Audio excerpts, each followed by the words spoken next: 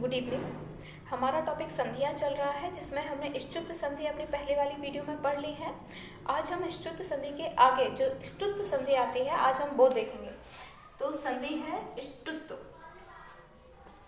संधि, ये व्यंजन संधि की दूसरी संधि है।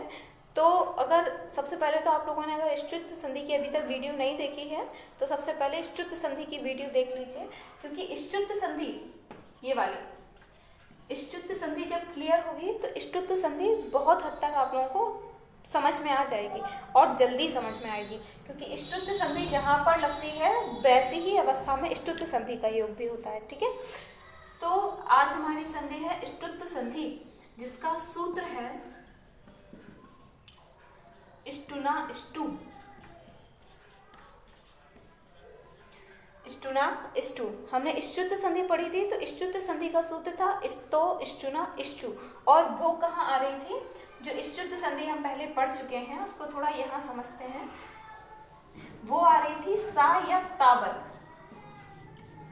सा या ता वर्ग का योग अगर शा, तालव्य शा और चा वर्ग के साथ होता है तो हम दंती सा के स्थान पर क्या कर रहे थे? शा, और ता वर्ग के स्थान पर क्या कर रहे थे? चा वर्ग। ये किस संधि में हो रहा था? इष्टुत्व संधि में। क्योंकि संधि इष्टुत्व थी इसीलिए हम सा के स्थान पर तालव्य शा कर रहे थे और ता वर्ग के स्थान पर चा वर्ग कर रहे थे। ये हम इष्टुत्व संधि में पढ़ चुके हैं। ठीक, जैसे वहां पर हम सा और ता वर्ग के स्थान पर शा और चा वर्ग कर रहे थे, ऐसे ही इस संधि में जिसका सूत्र है इष्टुना इष्टु, इसमें हम क्या करेंगे? सा और टा वर्ग, सा और टा वर्ग। सा किसके स्थान पर? दंती सा के स्थान पर और ता वर्ग के स्थान पर। ठीक है, तो ये संधि की परिभाषा बनती है कि सा या ता वर्ग का योग किस किस का? सा या ता वर्ग का योग सा या टा वर्ग के साथ हो। किसके साथ? सा या टा वर्ग के साथ हो।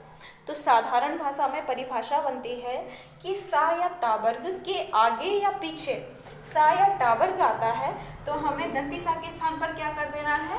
मूर्धन्य षा, और ता वर्ग के स्थान पर क्या कर देना है? टा वर्ग। ता वर्ग में 5 वर्ण होते हैं, टा वर्ग में भी 5 वर्ण होते हैं। तो ता वर्ग की जिस नंबर का वर्ण हो, टा वर्ग के भी उसी नंबर का वर्ण आदेश कर दिया जाता है। किस संधि में होता है ये? इष्टुत्व संधि में। देखो, इष्टुत्व संधि का नाम ही है, इस्तु में ये वाला सा आता है तो हमें ये सा आदेश करना है, और टू का मतलब किससे हो जाता है? टा वर्ग से।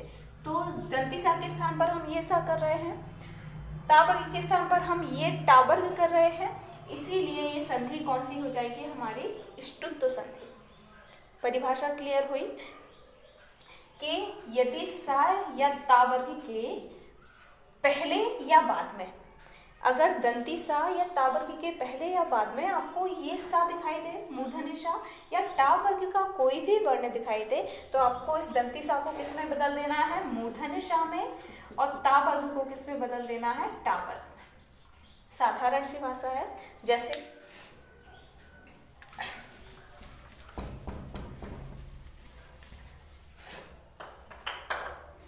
जैसे रामस धन टीकते। अभी हमने पढ़ा कि क्या होना चाहिए? सा या ता वर्ग का हमें किस में बदलना है? मूर्धन्य षा में और टा वर्ग में। यही है अभी देखा हमने। रामस में क्या है? दंती सा, ये सा आ गया, और किसके साथ आया है? टा वर्ग के साथ। तो इसी टा से हमें पता चला कि अभी हमने बताया था कि सा या ता वर्ग के आगे या पीछे अगर सा और टा वर्ग आए तो ये लिखा हुआ है दंती सा, इसके आगे क्या है? टा वर्ग। तो इसी टा से हमें पता चला कि इस सा को हमें किस सा में परिवर्तित करना है? मूर्धन्य षा में। अब ये आधा है तो वो भी कैसा आएगा? आधा। तो शब्द क्या बना हमारा? रामस टीकते। आ गया समझ में? ये जो दंती सा के स्थान पर जो मूर्धन्य षा आदेश हुआ है, ये किस संधि से हुआ है? इष्टुत्व संधि से। इसका सूत्र हो जाता है इष्टुना इष्टु। दूसरा देखिए, रामस धन षष्ठः। अब यहाँ पर ये सा है, इसका योग किसके साथ है? मूर्धन्य षा के साथ। तो इष्टुत्व संधि कौन सा सा आदेश करती है? यही वाला सा। और क्या करती है? टा वर्ग। तो सा और टा वर्ग से ही देखो दोनों तरफ आपको सा और टा वर्ग भी देखने को नहीं मिलेंगे, यानी दोनों तरफ आपको सा और टा वर्ग भी नहीं होंगे और दोनों तरफ आपके सा और ता वर्ग भी नहीं होंगे। एक तरफ इन दोनों में से कुछ होगा और दूसरी तरफ इन दोनों में से कुछ होगा, और एक तरफ ये होगा और दूसरी तरफ अगर ये आता है तभी आप ये पहचान कर पाएंगे कि यहाँ पर हमें किस इस सा को मूर्धन्य षा में बदलना है, ता वर्ग को टा वर्ग में, और किस संधि का योग बन रहा है, इष्टुत्व संधि का।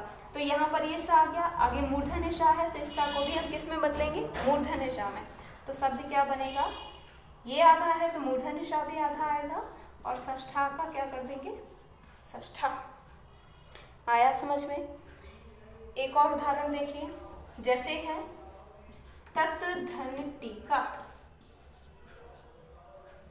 तत् धन टीका।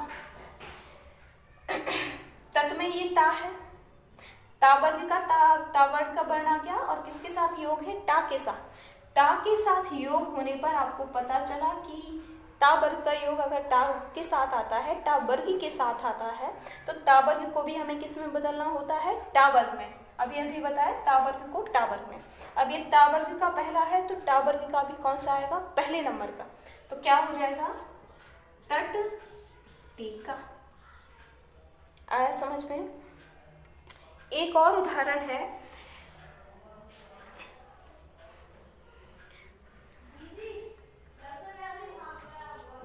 उद धन डैनम। एक और इंपॉर्टेंट उदाहरण है, उद धन डैनम, इंपॉर्टेंट है ये उदाहरण। उद में ये जो दा है यहाँ पर क्या है, डा। एक तरफ दा है एक तरफ डा है, तो ये जो दा है ये किस वर्ग में आता है, ता वर्ग में। ता था दा, तो ये ता वर्ग का वर्ण हो गया। और ये जो डा है ये किस वर्ग में आता है, टा वर्ग में, टा ठा डा। तो आपका ये आता है टा वर्ग में। तो आपका ता वर्ग का योग टा वर्ग के साथ हो गया। जब टा वर्ग के साथ हो गया तो आपको समझ में आ गया कि यहाँ पे इष्टुत्व संधि का नियम लग रहा है। और अभी अभी मैंने बताया था कि ता वर्ग में भी 5 वर्ण होते हैं और टा वर्ग में भी 5 वर्ण होते हैं। तो ता वर्ग का जिस नंबर का वर्ण होता है, टा वर्ग का भी उसी नंबर का वर्ण आदेश करते हैं। अब ये जो दा है ये ता वर्ग का ता था दा तीसरे नंबर का वर्ण है, तो टा वर्ग का भी तीसरे नंबर का वर्ण लेके आएंगे और क्या हो जाएगा, टा ठा डा। तो शब्द क्या बनेगा, उड्डयनम। आया समझ में। तो सीधी सीधी सी परिभाषा बनती है कि सा या ता वर्ग के पहले या बाद में, चाहे तो पहले या फिर बाद में, अगर सा या ता वर्ग के पहले या बाद में सा या टा आता है तो दंती सा का हमें क्या कर देना है, मूर्धन्य षा, जैसा कि हमने यहाँ किया था, क्योंकि आगे क्या था, टा। ठीक। और ता वर्ग का हमें किस में परिवर्तित कर देना है, टा वर्ग में, जैसे कि हमने यहाँ किया। और ता वर्ग का जिस नंबर का वर्ण होता है, टा वर्ग का भी उसी नंबर का वर्ण कर देते हैं। जैसे यहाँ पर ता वर्ग का योग टा वर्ग के साथ था, तो ता वर्ग के तीसरे नंबर का वर्ण था, तो ता वर्ग के तीसरे नंबर के वर्ण के स्थान पर हमने क्या कर दिया, टा वर्ग का तीसरे नंबर का वर्ण। क्योंकि सीधी सीधी बात है, ता वर्ग के स्थान पर हमें टा तो लेके ही आना था, लेकिन ये जो ता वर्ग का तीसरा था, तो टा वर्ग का भी हम क्या लेके आएंगे, तीसरा। और शब्द क्या बनेगा हमारा, उड्डयनम। आया समझ में। ता का हमें मूर्धन्य षा करना है और ता वर्ग का हमें टा वर्ग आदेश करना है। तो मूर्धन्य षा और टा वर्ग आदेश करने वाली संधि कौन सी हो गई हमारी, इष्टुत्व। अब एक संधि हमने पढ़ी जो क्या कर रही थी, तालव्य षा आदेश, और ता वर्ग का क्या कर रही थी, चा वर्ग। ये दोनों ही नियम किस संधि में लग रहे थे, इष्टुत्व में। इसकी भी परिभाषा वही थी कि सा या ता वर्ग का आगे या पीछे सा या चा वर्ग आएंगे तो सा का हमें षा कर देना है और ता वर्ग का हमें चा वर्ग कर देना है। दूसरी अभी अभी आपने पढ़ी, एक थी सा का योग, सा का मूर्धन्य षा कर रहे थे और ता वर्ग का आप क्या कर रहे थे अभी, टा वर्ग। तो ये सा और टा वर्ग करने वाली संधि कौन सी हो गई हमारी, इष्टुत्व। ठीक है, इष्टुत्व सा और चा वर्ग, इष्टुत्व सा और टा वर्ग। ठीक है। अब जरा इन दोनों के उदाहरणों में आप डिफरेंस कैसे करेंगे, कौन सी इष्टुत्व है कौन सी इष्टुत्व है। तो देखिए मैं यहाँ 2 उदाहरण लिख रही हूँ।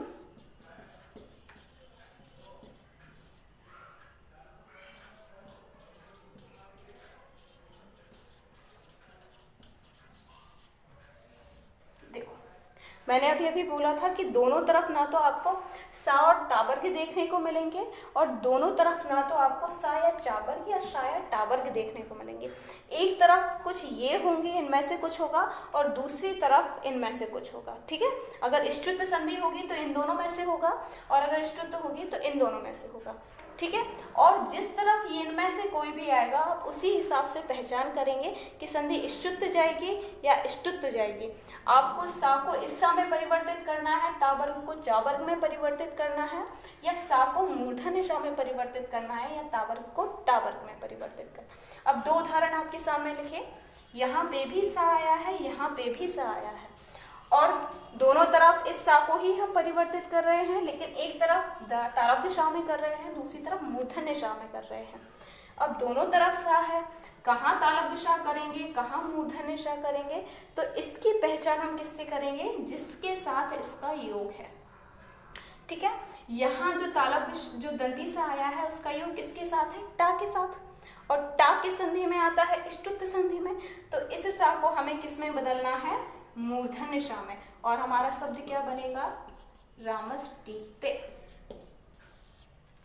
ठीक है, अगर दोनों तरफ यहाँ पर यह सा और ता वर्ग रखते, वैसे ये उदाहरण गलत है, मैं केवल समझाने के लिए बता रही हूँ कि अगर दोनों तरफ सा या ता आ जाते तो फिर आप कैसे पहचान करते कि इसे हम किस सा में बदले, क्योंकि सा और ता आ गए हैं तो फिर पहचान ही नहीं होती। कोई इसे मूर्धन्य षा में बनाता, कोई इसे तालव्य षा में भी बना था, तो इसीलिए दोनों तरफ आपको सा और ता वर्ग भी नहीं हो सकते और दोनों तरफ आपके शा या चा वर्ग या सा या टा वर्ग भी नहीं हो सकते। इसका जिसके साथ भी योग होगा उसी से आप पहचान करेंगे कि आपको संधि बनानी कौन सी है। तो ये आपका बन जाएगा, क्योंकि टा के साथ इसका योग है, दंती सा का परिवर्तन किसमें कर देंगे, मूर्धन्य षा में, और शब्द बनेगा रामस्टीते। क्लियर है। ऐसे ही है अगला उदाहरण, रामस चिनोती। यहाँ पे भी सा आया, लेकिन सा किसके साथ आया, चा वर्ग के चा वर्ण के साथ आया। तो चा वर्ग में कौन सी संधि आती है, इष्टुत्व, तो इस सा को हम किस में बदलेंगे, तालव्य षा में, तो शब्द क्या बनेगा, रामस चिनोती। आया समझ में। ऐसे ही एक सा वाला भी देख लीजिए।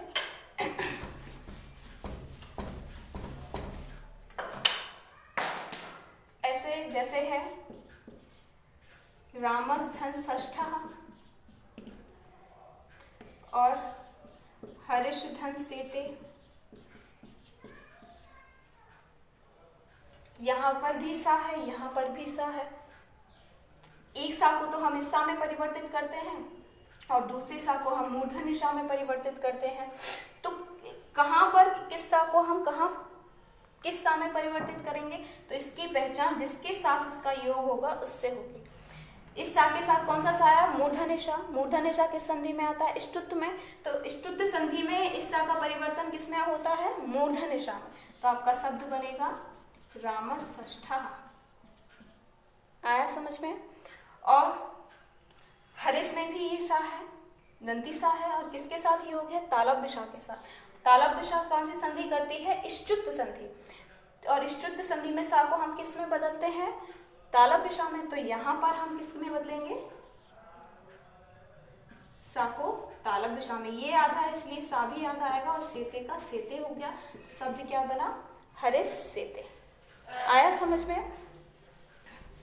ऐसे ही सारे ही उदाहरण में एक तरफ आपको तो सा या ता वर्ग में से कुछ दिखेगा और एक तरफ आपको इष्टुत्व संधि अगर होगी तो शा या चा वर्ग में से दिखेगा, और अगर इष्टुत्व संधि होगी तो मूर्धन्य षा और टा वर्ग में से दिखेगा। उसी के हिसाब से आपको पहचान करनी है कि आपको तालव्य षा में या चा वर्ग में परिवर्तन करना है सा या ता वर्ग का, या मूर्धन्य षा और टा वर्ग में परिवर्तन करना है। ठीक है, जैसे सतधन चिता, ये और ये भी देखिए ततधन टीका, यहाँ पे भी ता है, यहाँ पे भी ता है, लेकिन ता किसके साथ आया, चा वर्ग के चा वर्ण के साथ आया, और चा वर्ग किस में आता है, इष्टुत्व संधि में, तो ये ता वर्ग का पहला है। इष्टुत्व संधि में ता वर्ग का चा वर्ग आदेश होता है, ये ता वर्ग का पहला है, तो चा वर्ग का भी क्या आएगा, पहला, और शब्द बनेगा सज्जितः। ठीक है, तत् में भी ता है, लेकिन किसके साथ आया है? टा वर्गी के साथ। तो ता वर्ग, आपने ये टा देखा, टा ष्टुत्व संधि में आता है।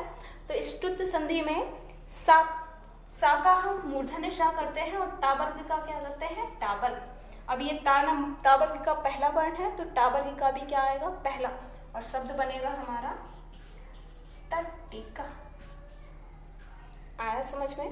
तो सीधी सीधी सी बात हो जाती है कि जिसके साथ भी सा या ता वर्ग आएगा, आपको उसी के हिसाब से पहचान करनी है कि संधि आपकी ष्टुत्व जाएगी या ष्टुत्व।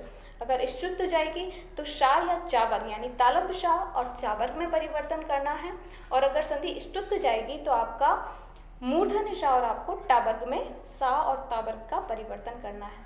क्लियर हुआ?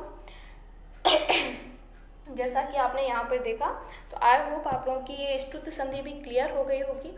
एक बार ष्टुत्व संधि देख लेंगे तो ष्टुत्व और अच्छे से क्लियर हो जाएगी। ठीक है, तो आज यही एक संधि रहती है आपकी। नेक्स्ट वीडियो में हम अगली व्यंजन संधि पढ़ेंगे। ओके।